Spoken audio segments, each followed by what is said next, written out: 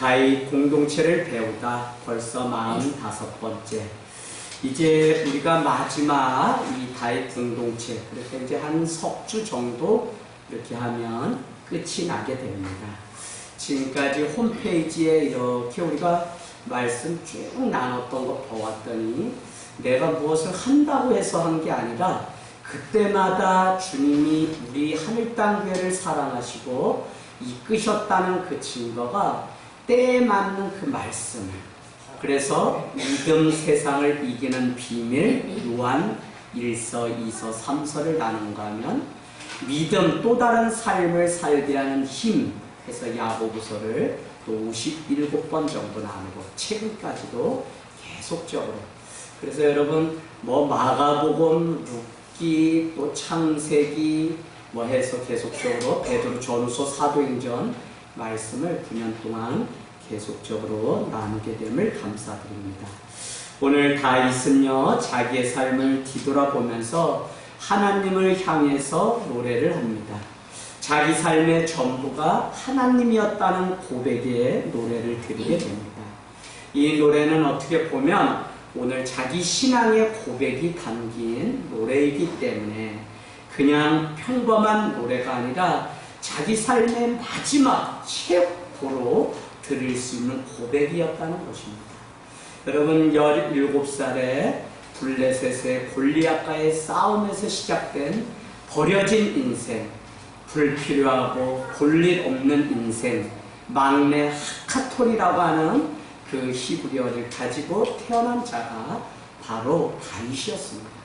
그는 전쟁터에 나가서 형들에게 심부름을 갖다가 그 골리앗의 거대함 앞에 그는 아무것도 두르지 않고 나가서 싸웠던 것을 우리가 잘 알고 있습니다.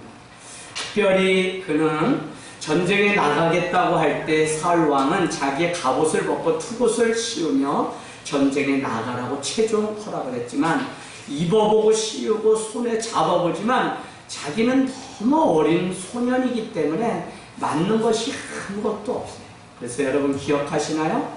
지금도 세상은 전쟁 가운데 싸움을 포기한 이유가 무엇이냐면 내가 좀 더 좋은 무기와 좀 더 나에게 맞는 것들을 준비하면 그때 나가서 싸우겠습니다 라고 하면서 싸움을 포기한 시대, 오히려 나에게 창이 없고 더 큰 갑옷이 없어서 더 큰 무엇이 없어서 싸우기를 포기한 교회와 성도를 생각하면 다윗은 그 많은 거추장스러운 거 다 벗어버리고 자기가 평소에 쌓았던 실력, 물맷돌 5개를 가지고 전쟁터에 나가서 싸웠던 것을 우리는 잘 알고 있습니다. 그렇게 17의 싸움 가운데 승리자가 되면서 그는 우리가 잘 아는 것처럼 광야 가운데 도망자의 삶을, 사울로부터 피신을 다니는 인생이 됩니다. 그러나 하나님은 그를 다시 어떻게 해요? 예루살렘의 왕으로 그렇게 부르게 되고, 그러나 압살롬이라고 하는 그 아들의 배신으로 말미암아서 다윗은 다시 광야 가운데 도망자의 신세를 맺게 됩니다. 그럼에도 불구하고 최근에 압살롬이 죽게 되면서 다시 왕의 자리로 돌아와서 예루살렘을 이렇게 강건케 하는 일들을 우리는 보았습니다. 그런데 여러분 이 기저에는 중요한 한 가지가 있는데 그것은 무엇이냐면 다윗과 이스라엘을 향하여 맺으신 하나님의 영원한 언약 때문에 무너지고 끊어지고 다친 것 같지만 다윗은 오늘 자기의 인생을 향해서 이와 같이 노래하며 신앙의 고백을 드렸던 것처럼 하나님은 한 번도 자신을 버리지 않고 영원한 언약을 지켜주신 분이기 때문에 오늘 그는 고백을 드릴 수밖에 없었다는 것입니다. 그래서 여러분 한번 찾아가 볼까요? 그 다음에 23장 5절로 가보세요.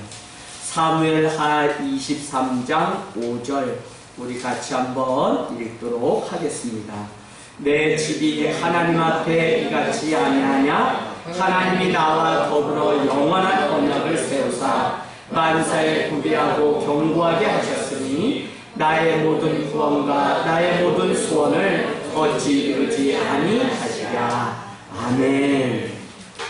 그러니까 다윗은 오늘 나와 더불어 영원한 언약을 맺으신 하나님으로 인해서 내가 오늘 이와 같이 살고 있다고 고백하고 있습니다. 그런데 이 영원한 언약은 이미 어디에 등장하냐면 사무엘하 7장을 한번 가보세요. 사무엘하 7장 우리 13절, 16절, 17절 한번 같이 볼 텐데요. 사무엘하 7장 13절을 통해서 영원한 하나님의 나라에 대한 언약이 있는데 이렇게 기록되어 있습니다. 그는 내 이름을 위하여 집을 건축할 것이요 나는 그의 나라 왕위를 영원히 견고하게 하리라. 영원히 견고하게 하겠다고 이미 하나님이 다윗과 언약을 맺었기 때문에 그는 넘어지고 무너진 것 같지만 넘어지지 않고 다시 일어서요. 그래서 여러분 잠언서에 여러분 이런 말씀 있죠. 내가 자빠진 것 같지만 완전히 넘어지지 아니하면 여호와께서 나를 여전히 붙드십니다. 그리고 우리가 넘어지고 다 내 인생 끝난 것 같지만 여전히 하나님의 손은 우리를 붙들고 계시고 왜 그러냐면 주님은 세상 끝날까지 우리와 함께 하시겠다고 약속하셨기 때문에 그 하나님을 붙들고 가는 자를 여전히 주님은 자기의 은밀한 지존자의 날개 가운데 감충같이 우리를 보호하시고 도우시는 하나님이라는 것입니다. 그런가 하면 여러분 사무엘 7장 하 7장 16절 17절 말씀을 보면 이렇게 되어 있습니다. 내 집과 너의 집과 다윗 너의 집과 다윗 너의 나라가 내 앞에서 영원히 보존되고 영원히 여러분 표시해 보세요. 너의 왕위가 영원히 견고하리라 하셨다 하라. 나단이 이 모든 말씀들과 이 모든 계시대로 다윗에게 말하느니라.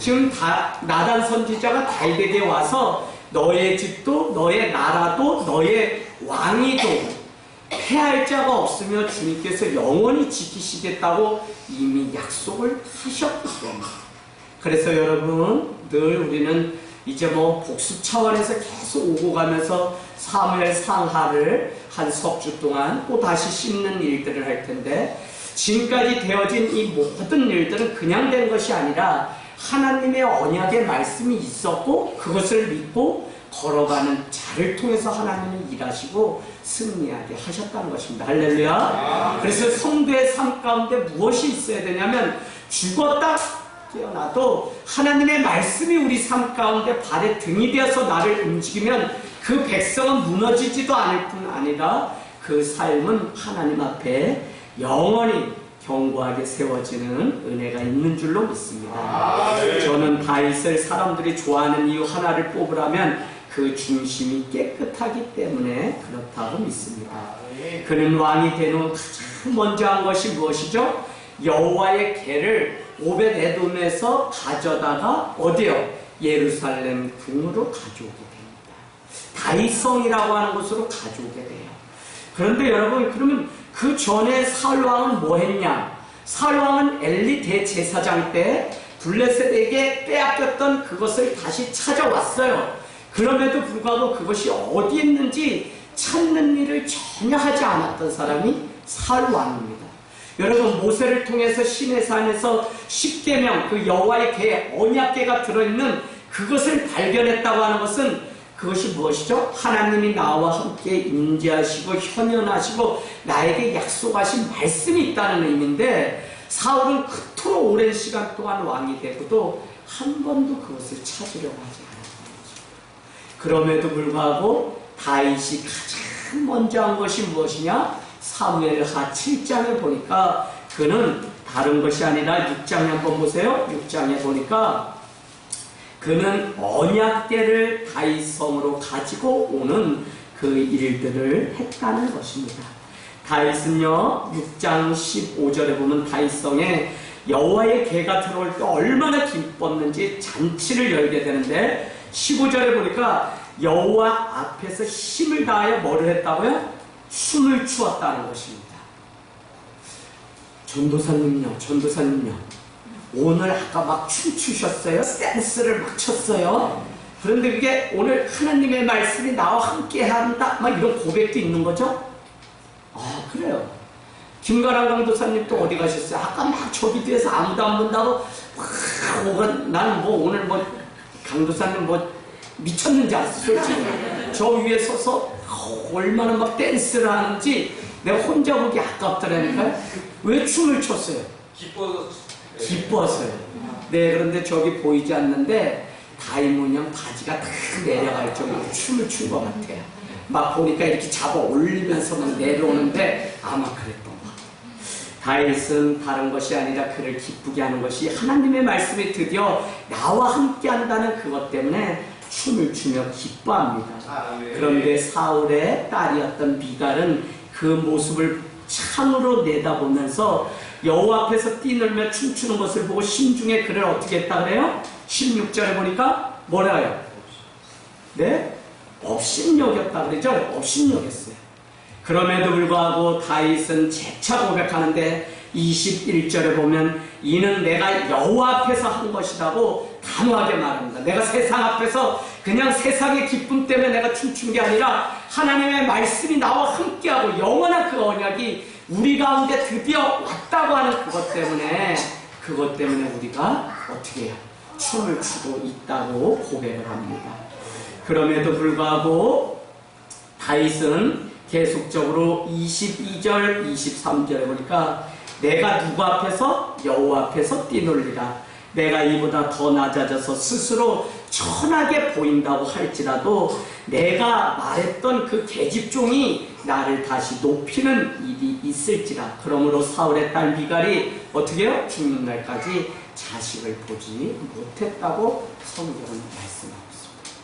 성경에 보면 많은 자녀를 얻는 풍요, 다산이 하나님의 축복이에요. 그래서 자녀를 많이 낳는 것이 하나님의 뜻입니다. 그런데 오늘 미갈은 자기의 남편이 하나님 앞에 춤추는 그것을 업신여기며 무시하다가 하나님의 징계를 받게 되는데 그것이 뭐냐면 자녀를 얻지 못하게 됩니다. 여러분, 저는 이런 것을 보면 어머 저 사람 이상하다. 자기만 하나님 믿나? 어머 저 사람 믿어도 저렇게 유별나게 믿네. 막 이럴 때 우리 솔직히 있을 때가 있어요. 그러시면 안 돼요. 남이 믿어서 하나님 사랑한다고 막 눈이 뒤집히고 잠도 안 자고 막 그러는데 여러분 그걸 가지고 저주하면 안 됩니다. 우리 이상우 성도님이 주일날 소그룹집 보고서 여러분 잘 보세요. 그거 기도 제목 적어놓고 막 이런 건데 깜짝 놀랐어요. 가로치고 이상우. 새로 오신 지 얼마 안 되시는 분인데 뭐라 그래요? 주일이 얼마나 기다려져 있고 설레이는지 내가 토요일이면 잠을 못 자고 설친다는 고백이 거기 안에 있는 것을 보아서 이건 참 순수하구나. 참 이런 분이라면 아무것도 없어도 하나님으로 인해서 산다면 감사하다는 마음이 제 마음 가운데 들었습니다. 여러분, 다윗의 순수함이 하나님을 찬양하고 정직함이 사람들의 눈을 의식한 것이 아니라 하나님 앞에 오늘 춤을 추며 경배할지라도 그가 어느 자리에 가 있든지 하나님을 최고로 높이고 하나님 앞에 예배자로 살았다는 것입니다. 우리가 명절되어 이제 고향으로 갑니다. 제사도 지냅니다. 유세차 영광성 두근신이 하면서 막 이렇게 잔도 돌려요. 그때 믿는 자가 딱 정해서 하나님 앞에 예배자로 서야 되는데 눈치를 몇 번 보다가 대충 이렇게 다리 실수한 것처럼 절을 하고 일어나는 사람들이 많다는 뉴스가 막 들어와요. 여러분, 예수 믿으면 정확하게 하나님 앞에 기도하고 우리가 예배를 해야 되는데 거기 세상 문화에 그대로 따라가는 어처구니 없는 일들이 없기를 원합니다. 우리아의 아내 밧세바를 범하고 나단 선지자로부터 책망을 받게 되었을 때 12장 9절로 한번 가보실래요? 뭐라고 나단 선지자는 그를 심판하냐면 뭐라 그랬다고요? 12장 9절. 다윗의 죄는 다른 것이 아니라 내가 여호와의 말씀을 업신여기고 나 보기에 악을 행했다는 것입니다. 아니, 자기의 부하장수 우리아의 아내를 성적 범죄를 했다고 그렇게 이야기하는 것이 아니라 너가 말씀을 업신여겼다는 것입니다. 여러분, 무슨 이야기냐면 성도의 삶에 말씀이 없고 영원한 언약이 없게 되면 아무리 많은 계획과 아무리 많은 핑크빛 그 비전도 하나님 앞에 하나님을 차선으로 두고 또 세상에 우리가 바빠서 살게 되는 것이에요. 그래서 여러분, 오늘 나단 선지자는 다윗을 하나님의 말씀을 업신여긴 것으로 그렇게 표현합니다. 그랬더니 12장 13절에 다윗은 일체 다른 말을 하지 않습니다. 내가 여호와께 범죄하였나이다, 죄를 범하였나이다 라고 고백하는 그것 외에는 없었다는 것입니다. 무릇 시편 51편 여러분 한번 가보세요. 이게 다 말씀 저희 다 보았던 거예요. 시편 51편이 바로 이 나단 선지자에게 책망을 듣고 그가 침상에 눈물을 흘리면서 회개했던 부분이 시편 51편입니다. 그 51편 3절에 한번 동그라미 치세요. 물은 나는 내 죄가를 아오니 내 죄가 항상 내 앞에 있었다고 다윗은 고백하고 있습니다.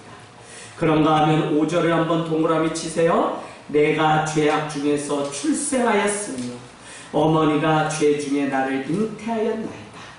자기가 이렇게 해서 죄를 지은 것은 뭐냐면 인간이 죄로 말미암아서 죄를 지었다고 합니다. 여러분, 죄를 지었기 때문에 죄인이 아니라고 제가 말씀드렸어요. 죄인이기 때문에 우리는 죄를 지을 수밖에 없다고. 이게 말에 장난 같지만 그렇지가 않아요. 죄인으로 우리가 태어났기 때문에 아담과 하와를 통해 우리가 죄가 있기 때문에 우리는 죄의 그 본성이 우리 안에 들있어요. 단 이것을 끊기 위해서 우리가 예수 그리스도의 십자가 앞에, 보혈 앞에, 우리가 온전히 말씀 앞에 우리가 옷을 입고 살아가면 죄에서 멀리 떠날 수 있지만, 그렇지 않으면 우리는 죄인이기 때문에 죄가 다윗의 고백처럼 오늘 3절처럼 내 앞에 항상 있다는 사실을 우리는 깨달으셔야 됩니다. 그런가 하면 7절도 한번 보세요. 우슬초로 나를 정결하게 하소서. 내가 정하리이다. 나의 죄를 씻어주소서. 내가 눈보다 희리이다 라고 고백합니다. 자기의 죄가 있음을 그는 알고 있기 때문에 우슬초로 나를 정결하게, 나를 깨끗하게 씻어달라고 고백합니다. 그런가 하면 시편 51편 10절도 여러분 동그라미 쳐놓으세요. 하나님이여 내 속에 무슨 마음? 정한 마음을 창조하시고 내 안에 뭐를요? 정직한 영을 새롭게 하소서. 아멘. 여러분이니까 이렇게 고백하기까지 우리가 우리의 삶을 봐도 날마다 주님을 가까이 하지 않으면 죄가 내 삶 가운데, 내 마음 가운데, 내 생각 가운데, 내 입술 가운데 이미 와 있다니까요. 그래서 우리가 주님께 꼭 붙들려서 주의 성령 가운데 살아갈 때 우리는 승리할 수 있습니다. 그렇지 않으면 정직한 영에서도 멀어지게 되고 정한 마음도 없으니까 두 마음을 품고 세상을 사랑했다, 주님을 사랑했다 하면서 죄를 범합니다. 그래서 여러분, 주님 앞에 내가 예배자로 산다고 하는 것은 무엇을 믿는 것이냐면 신은 하나님밖에 없다고 하는 유일신 사상입니다. 부처도 신이고 공자도 신이고 노자도 신이고 이런 신 개념이 아니라 그 사람들은 다 우리와 똑같은 죄인인 사람이고 돌을 더 닦아서 수행을 더 많이 했을 뿐이지 그들도 다 죄인입니다. 그러면 하나님을 믿고 예수 그리스도를 쫓았던 초대 기독교는 무엇이냐면 우리에게 신은 로마의 황제가 아니라 유일하신 하나님 외에, 예수 그리스도 외에는 없다고 믿었기 때문에 그들은 유일신이라고 하는 거예요. 그래서 여러분, 우리가 믿는 기독교는 유일신 한 분. 그래서 이것저것 다른 것에 기울게 되면 우리는 유일신 하나님. 그래서 여러분이 이렇게 알고 계시면 됩니다. 내가 하나님을 예배하지 않으면 반드시 다른 것을 예배하고 있다고. 내가 하나님만을 경외하지 않으면 내가 다른 것을 경외하고 있다는 것입니다. 여러분, 내가 하나님을 가만히 생각해보세요. 예배하지 않게 되면 나의 삶에 근심이, 걱정이, 무엇이, 돈이, 명예가, 다른 것이, 친구가, 사람이 더 크게 빼야 돼요. 중심에 와서 자리 잡고 있기 때문에 우리가 그런 것을 아셔야 됩니다. 자, 5절에 오늘 죄를 지은 사람은 많은데 죄를 지었다고 말하는 사람은 없는 시대에 우리가 삽니다. 지도자는 많은데 그 뒤에는 죄가 숨겨져 있습니다. 우리가 하나님 앞에 정직하게 자기의 죄를 인정한다는 것이 바로 신앙입니다. 우리가 죄를 짓지 않아야 합니다만 그렇게 하지 못하는 존재니까요. 그러나 더 중요한 것은 자기의 죄를 그대로 인정하는 것입니다. 그렇기에 내가 하나님께 죄를 지었다고 고백하는 것이 신앙입니다. 여러분, 항상 죄는 앞에 선 지도자일수록 사람에게 더 많이 찾아옵니다. 앞에 선 지도자를 위해서 우리가 왜 기도해야 되냐면 그 사람이 죄에 민감할 수 있도록 기도하십시오. 여러분이 목회자를 위해서 왜 기도하셔야 되냐면 목회자가 사람들 앞에 서서 마치 자기가 말씀을 대언하는 그것 본연을 놓쳐버리게 되면 마치 한 사람의 연예인처럼 그렇게 자기 자신을 관리하고 생각하는 사람이 있어요. 그래서 연예인이 무엇입니까? 일대 다로 만나는 것이 연예인입니다. 그래서 오빠 쌓이며 막. 근데 여러분, 인기를 영합하는 목사님들은 이것을 교묘히, 제가 전도사 때 많은 집회를 다니면서 어느 날 이렇게 살면 안 되겠다고 끊어버린 것이 그런 이유입니다. 조금만 자극적이고 청년들의 마음을 흔들 수 있는 언어를 사용하게 되면 그들은 자기 교회를 그만두고라도 저를 따라서 함께 올 사람들이 무지기 있어요.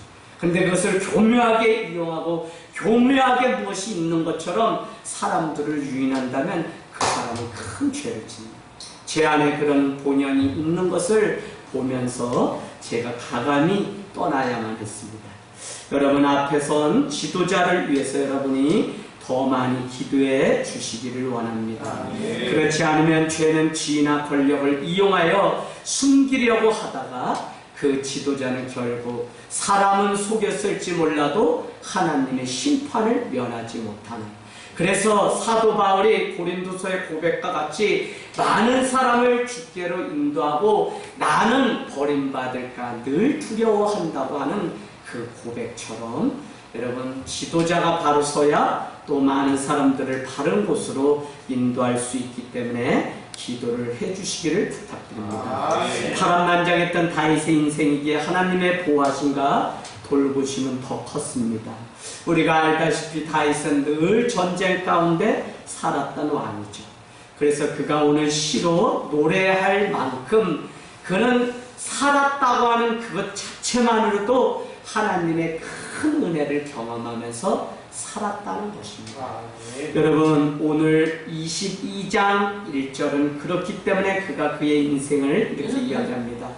여호와께서 다윗을 모든 원수의 손과 사울의 손에서 구원하신 그날에 다윗이 이 노래의 말씀으로 여호와께 아뢰었다고 말씀합니다. 뭐요?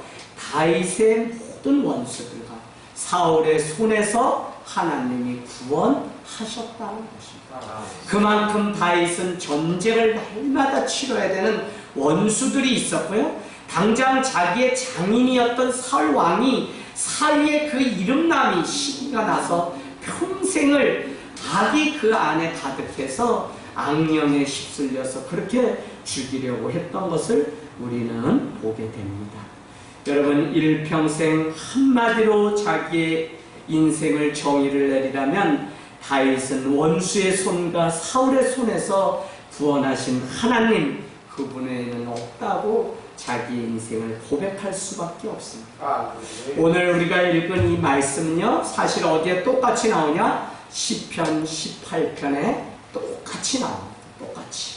그래서 여러분은 시편 18편 상단에 뭐라고 이렇게 기록되어 있는 그것을 보시면 여러분이 아실 수 있어요. 시편 한번 가보실래요? 시편 18편. 시편 18편. 여러분, 상단에 맨 위에 파란 글씨로 이렇게 돼 있죠? 여호와의 종 다윗의 시, 인도자를 따라 부르는 노래. 여호와께서 다윗을 그 모든 원수들의 손에서와 사울의 손에서 건져주신 날에 다윗이 이 노래의 말로 여호와께 아뢰어 이르되 라고 그렇게 기록되면서 18편은 시작되어 있습니다. 그러고는 여러분 1절하고 오늘 우리가 읽은 사무엘하 22장 2절을 비교해 보십시오. 똑같이 시작되는 것을 우리는 보게 됩니다. 여러분, 하나님의 크신 구원을 노래하고요, 이제 다윗은 다 맞춰져요. 그래서 여러분, 그 열왕기상 1장 1절 2절에 뭐라고 돼 있었죠? 이제 다윗이 다 인생이 끝나가고 저문 게 뭐예요? 1장 1절에 다윗 왕이 나이가 많아 늙으니 이불을 덮어도 따뜻하지 아니하였다로 끝이 납니다. 그래서 다윗의 인생은 이제 다 저물어요. 우리도 살다 보면 이와 같이 먹어도 맛이 없고 덮어도 더 이상 따뜻하지 않은 그런 때가 찾아온다는 것입니다. 저는 하나님의 도우심과 구원이 없었다면 자기는 살 수 없었다고 오늘 노래하는 다윗의 이 노래를 통해서 시편 116편 여러분 12절 한 절로 그가 말하려고 했던 모든 말을 담아낼 수 있다고 합니다. 시편 116편 12절. 예, 여러분 찾으셨으면 여러분 이 말씀은 알아야 해요. 제가 우리 교회 설립 예배 드린 날 이 말씀을 제가 읽다가 그만 울어버리고 말았습니다. 그래서 예배가 지연된 적이 있습니다. 우리 같이 고백합니다. 시작. 내게 주신 모든 은혜를 내가 여호와께 무엇으로 보답할까? 아멘. 너무 하나님의 은혜가 커서 보답할 길이 없어서 내가 무엇으로 하나님 앞에 보답할 수 있냐고 오히려 다윗은 묻고 있습니다.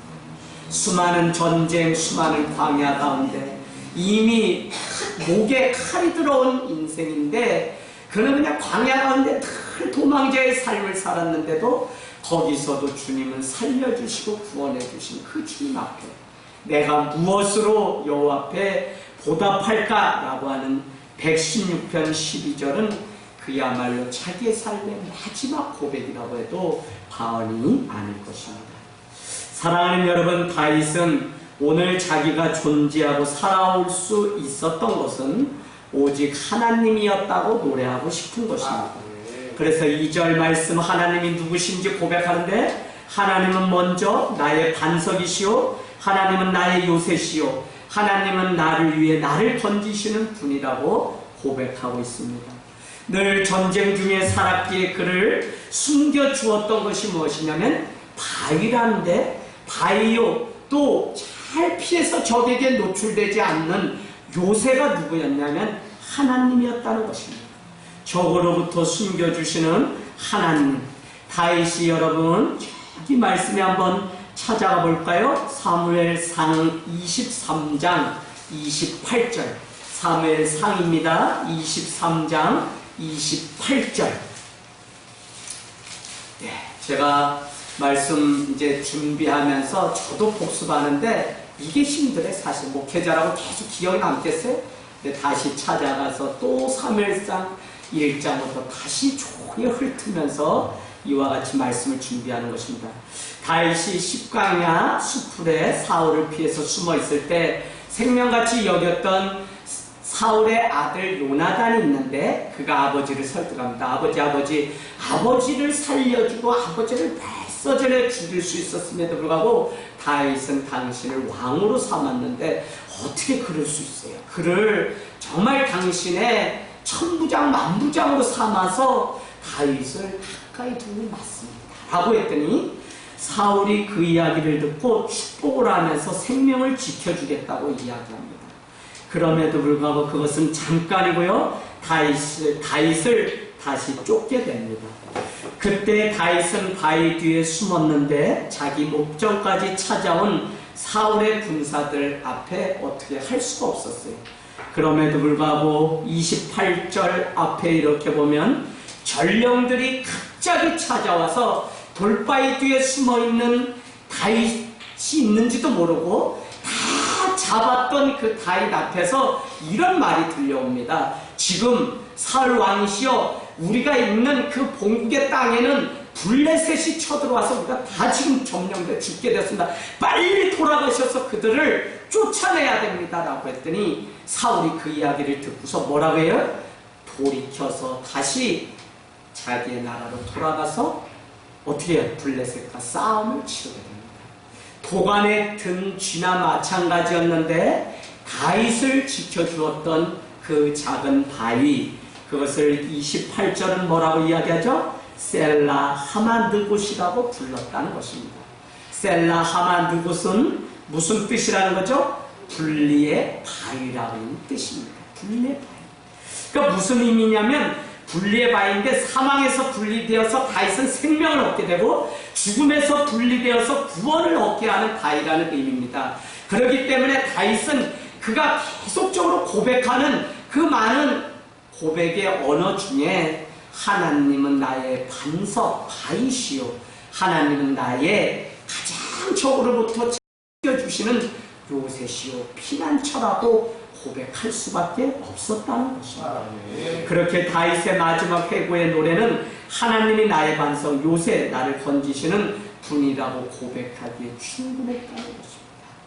사랑하는 우리 최지연 집사님, 여기 오늘 예배 오시기까지 사실은 여러분 다 무엇을 아셔야 됩니까?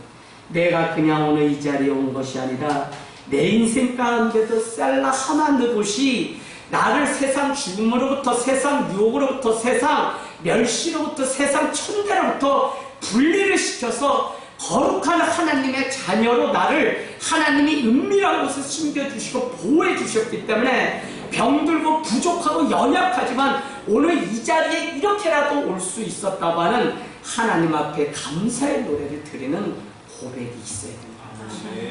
무슨 큰 전쟁, 남북 전쟁이 나고 북한이 쳐들어가고 막 핵폭탄 터뜨렸는데 그것으로부터 샥샥샥샥 피해서 내가 살아났기 때문에 이와 같은 고백을 하는 것이 아니라 우리는 오늘 6월절의 규례 아침 큐티 묵상을 보아도 우리는 계속적으로 하나님이 정하신 말씀을 따라 살아감으로 인해서 우리가 살지, 그 말씀의 길에서 떠나게 되면 이미 우리는 타락하였고요. 이미 어느 정치인, 이미 어느 정치인의 아들, 이미 사회교회 개혁을 외치는 어느 유명한 그 사람의 성적으로 무너지는 일들이 이번 주에 있었던 것처럼 우리는 이미 죄 가운데 다 무너진 존재였습니다.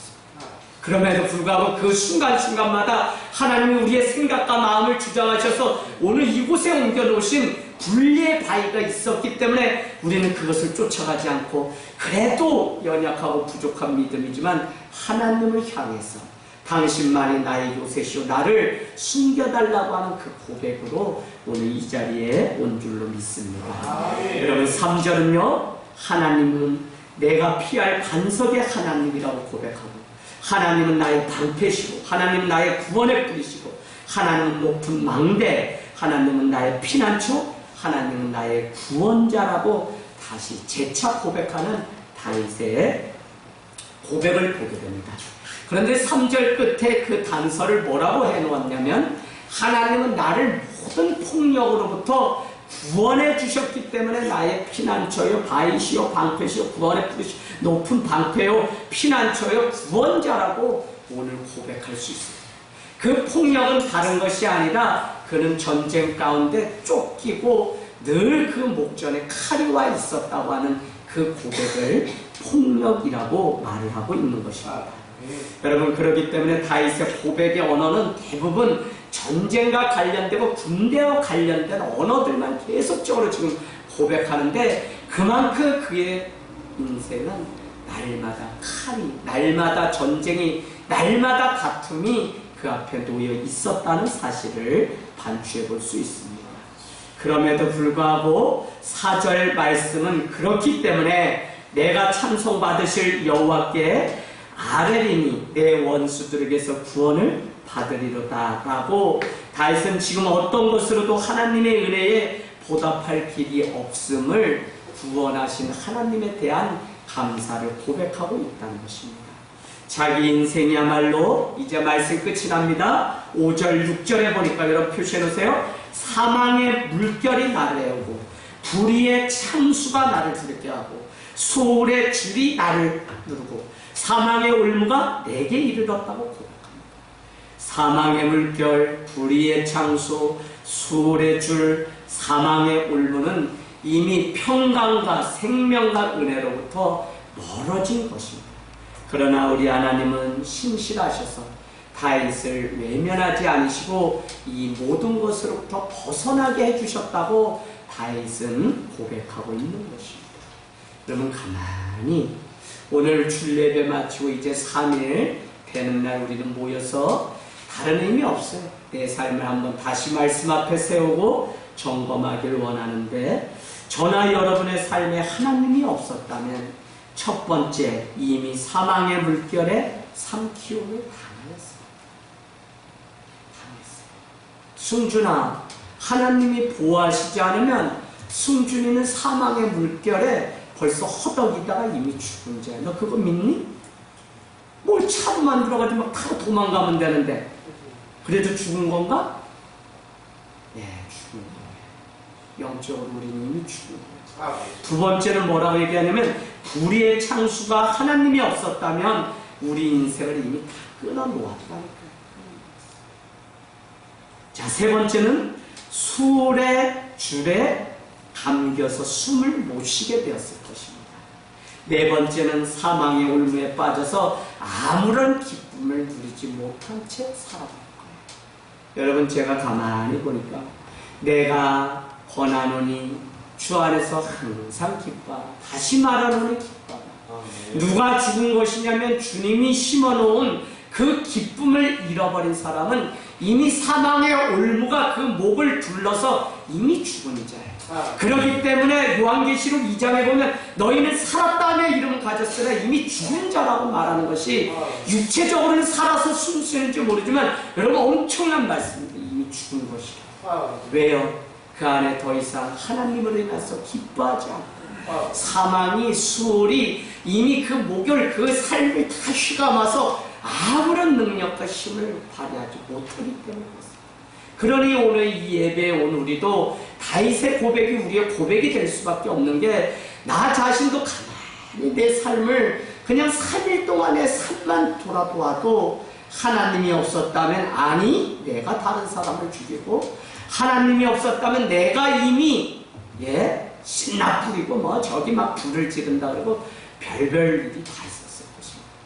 사랑하는 여러분, 오늘 주님의 생명으로 우리에게 찾아오심으로 우리는 살만한 인생이 되고 그래도 봐줄만한 인생으로 살고 그러니 우리야말로 덤으로 살아가는 공짜 인생일 뿐이지 이것이 바로 은혜라는 것입니다. 그러니 부유하나 가난하나 실망하지 마십시오. 어떻게 살든지 다 하나님의 은혜 가운데 있기 때문에 이만큼의 삶이라도 우리가 살아가고 있다고 고백하는 것이 믿음이지. 나는 왜 이렇게 살아? 내가 이렇게 살라고 하지 않았는데 라고 다른 사람과 기준을 맞춰서 우리가 살기 시작하면 우리 신앙은 금세 무너져요. 우리의 기준은 오로지 하나님 외에는 없는 것입니다. 내가 환난 중에서 여호와께 아뢰며 나의 하나님께 아뢰었더니 7절입니다.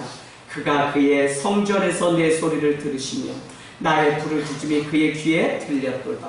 오늘 7절 말씀이 은혜 중에 은혜입니다.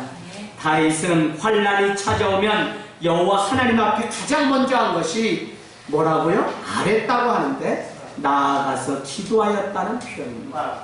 성전에 나아가서 얼마나 울부짖었는지 기도하는 그 소리를 외면하지 않으시고 하나님이 반응을 하셨다는 것입니다.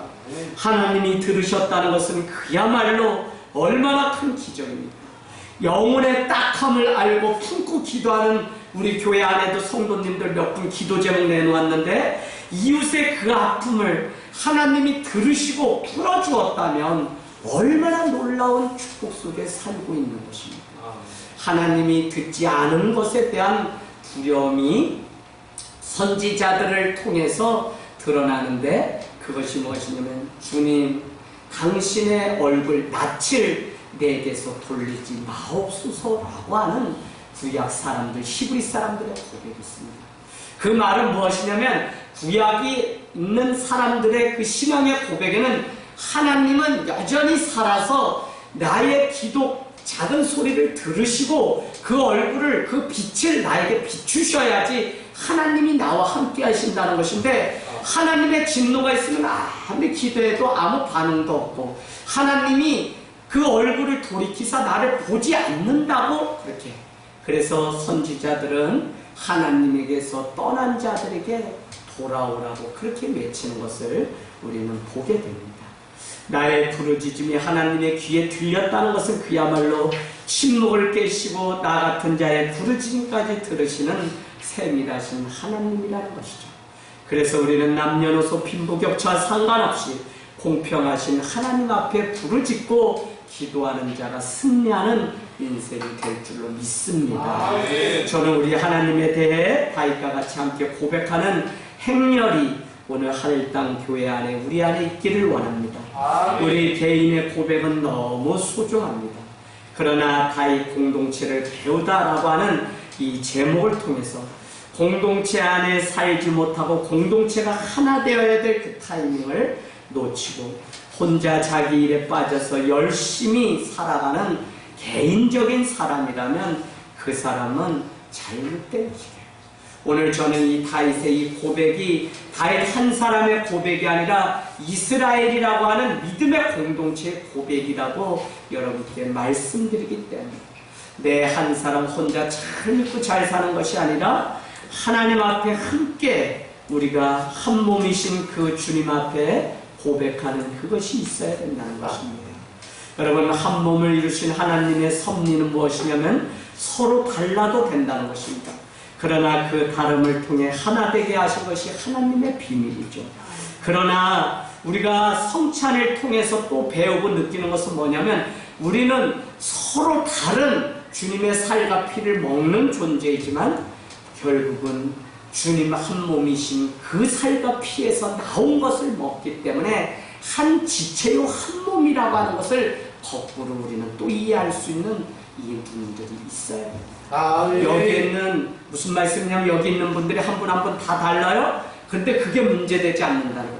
이 다르기 때문에 하나님은 한 몸을 이루시고 우리가 한 몸이었기 때문에 서로 다른 그 삶을 살아갈 수 있는데 제가 굳이 이 말씀을 드리는 것은 무엇이냐면 한 몸, 한 공동체라고 하는 이 고백이 우리에게도 오늘 다윗과 같이 있기를 원합니다. 네. 여러분, 빌레몬서 1장 3절, 고린도 전후서 1장 3절, 사도 바울은 문제가 난 그곳에 한결같이 고백하는 축복의 말이 있습니다. 우리 주 하나님과 주 예수 그리스도를 따라 은혜와 평강이 여러분에게 있기를 원합니다. 나의 하나님, 나의 은사, 나의 체험, 나의 하나님을 말하는 것이 아니라 우리 주 하나님에 대한 공동체적 고백을 사도 바울은 강조합니다. 왜요? 그것이 아니면 이 다툼과 갈라짐이 한 몸을 이룰 수가 없기 때문에 그렇습니다. 그래서 고백도 왜 중요하냐면 공동체적 고백이 있는 교회여야만 마지막 때 그냥 내 말이 맞다, 내 말이 맞다라고 서로 이해가 충돌되고 상충될 때 삿대질하며 한 교회에서 구예배 드리는 그 어처구니 없는 일이 왜 일어나냐? 공동체적 고백이 없이 내가 믿고 내가 아는, 내가 하려고 하는 그것만 맞다고 얘기하기 때문에 한국 교회는 지금 병이 들었어요. 그럼 너무 중요한 교회론입니다. 정말 공동체적 이 고백이 오늘 다윗과 같이 하나님이 누구신지에 대해서 하늘 땅 교회도 함께 이와 같이 고백하며 나아가는 행렬이 있기를 원합니다. 여러분, 오늘 다윗 공동체를 배우다를 이제 마무리 지으면서 오늘 다윗의 고백이 우리 공동체의 고백이라고 생각합니다. 또한 여기까지 인도하신 하나님의 은혜가 너무 커서 시로 화답하고 노래하는 다윗의 그 노래가 오늘 사무엘하 22장 10편 18편에 고스란히 등장하고 있는 것입니다. 우리 말씀 마치면서 에베소서 5장으로 우리 가보겠습니다. 에베소서 5장 16절에서 21절. 에베소서 5장 16절에서 21절. 앱 이렇게 되어 있습니다. 신약에 있습니다. 빨간 글씨로 앱. 예. 에베소서 5장 16절에서 21절. 우리 15절 제가 먼저 읽고요. 여러분 서로 교독하도록 하겠습니다. 에베소서 5장 15절에서 21절. 15절. 그런즉 너희가 어떻게 행할지를 자세히 주의하여 지혜 없는 자같이 하지 말고 오직 지혜 있는 자같이 하여 그러므로 어리석은 자가 되지 말고 오직 주의 뜻이 무엇인가 이해하라.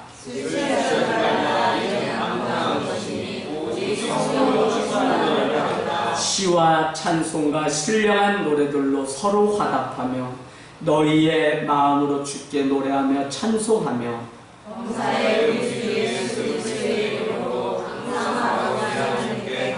그리스도를 경외함으로 피차 복종하라. 여러분, 피차입니다. 피차. 서로 복종하라. 한 사람만 복종하라가 아니라 공동체는 서로 복종할 때. 그 다음에 뭐라고 얘기하죠? 이렇게 얘기합니다. 지금 어떻게 행할지를 어떻게 해요? 주의하여 지혜 없는 자같이 막 살아가지 말고 지혜 있는 자같이 하는데, 우리에게 첫 번째 뭐? 세월을 아끼라. 왜요? 때가 악하기 때문에 세월을 아끼라고 말합니다. 그런가 하면 뭐라고 얘기하죠? 어리석은 자가 되지 말고 오직 주의 뜻이 무엇인지. 어리석은 자는 술 취합니다. 방탕합니다.